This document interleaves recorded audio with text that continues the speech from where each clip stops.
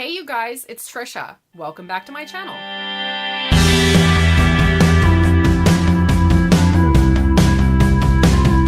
Today I am going to be bringing you a spoiler-free review for The Cruel Prince by Holly Black. The Cruel Prince is a first book in a new series that we are seeing from Holly Black, where she is going back to writing about Fae, which she has done in the past with the modern fairy Chronicles series that she had done.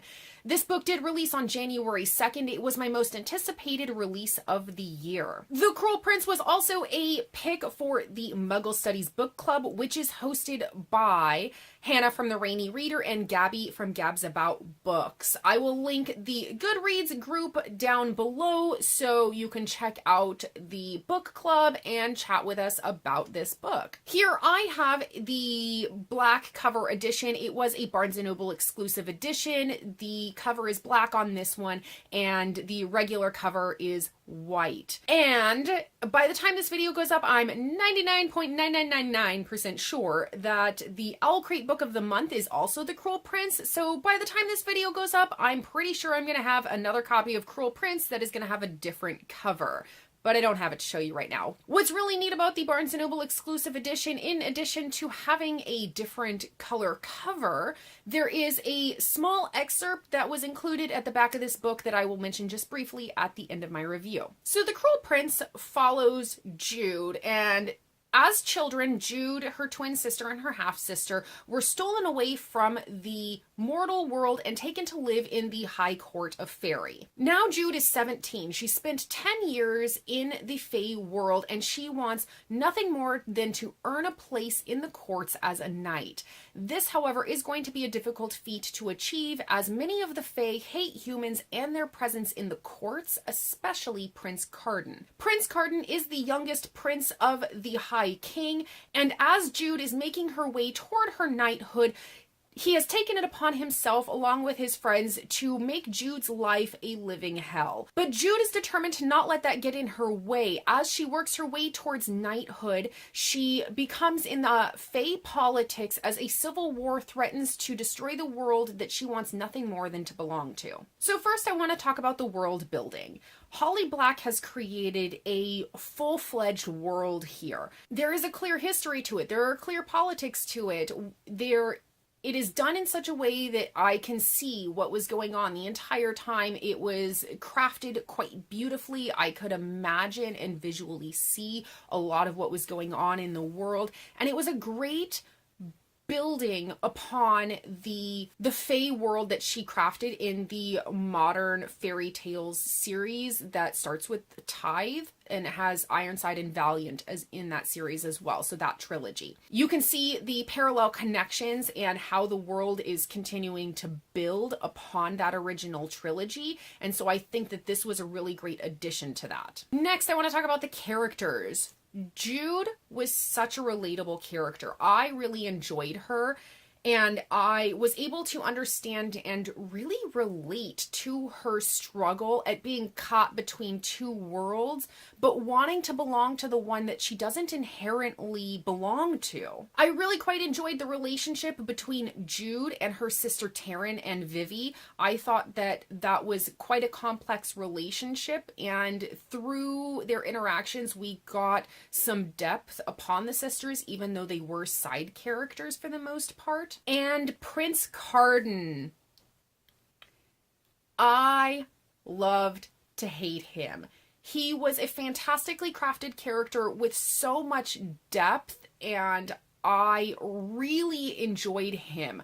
He was the vicious fairy of my dreams. He is what I was hoping that Rook would be from An Enchantment of Ravens by Margaret Rogerson.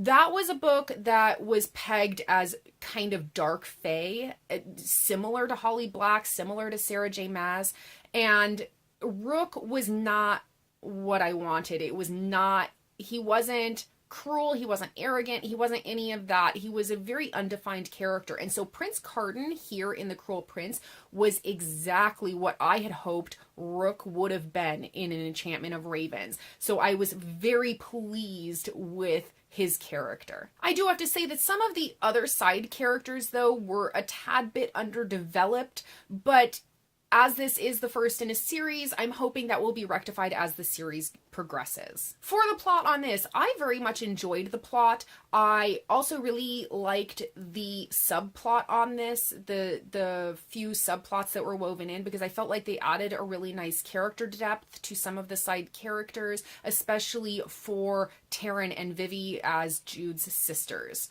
The ending on this did have me going back and forth between the two things that I thought were going to happen, and I had something that I wanted to happen, and I think that Holly Black did a pretty good job of making it seem like it really could go one way or the other. So I really enjoyed that aspect of it, that it kind of kept me guessing all the way until the end. It wasn't a huge surprise what ended up happening, but it did keep me guessing really close to the end. As a side note on this, for anyone who has read the modern fairy tales with Tithe, Ironside, and Valiant, you know that Kay is the main character of that series, and I really enjoyed the nod to that series by having Kay and Reuben, I think that's how his name is pronounced, appear in the later portion of this book. I was reading it and I freaked out. I was like, oh my god, that's her! It made me so happy to see